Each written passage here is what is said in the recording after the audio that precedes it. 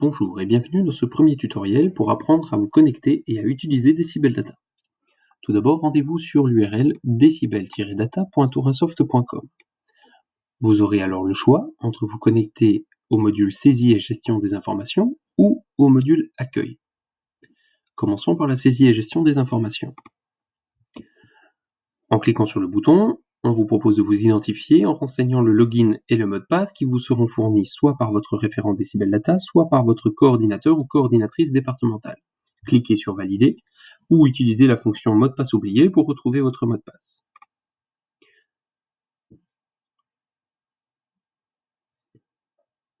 Une fois connecté, vous arrivez sur la page d'accueil de Decibel Data.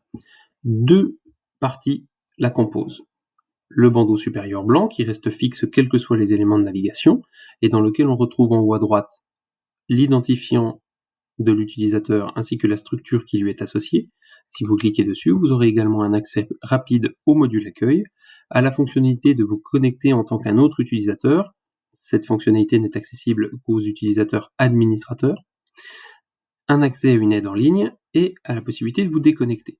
Concernant l'aide en ligne, nous vous demandons de vous y connecter à nouveau avec vos logins et mots de passe de Decibel Data, mais attention, pensez à inscrire votre login en minuscule et à le précéder de la mention decibel-data- et vous aurez accès à un certain nombre d'articles mis en place par Faire Savoir, la société qui gère Tourinsoft, le logiciel sur lequel fonctionne votre base de données.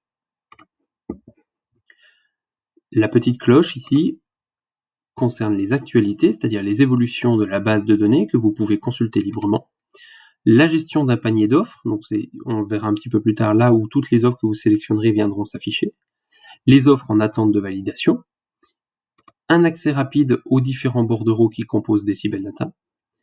Le logo Decibel qui est également un lien pour revenir sur la page d'accueil en permanence. Et enfin, un menu burger qui reprend toutes les fonctionnalités présentes dans la base de données.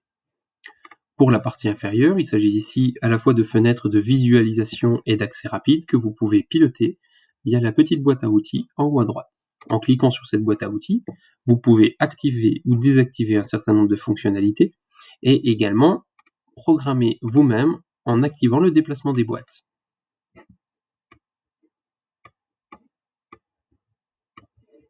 Pensez, une fois les modifications réalisées, à bien redésactiver le déplacement des boîtes.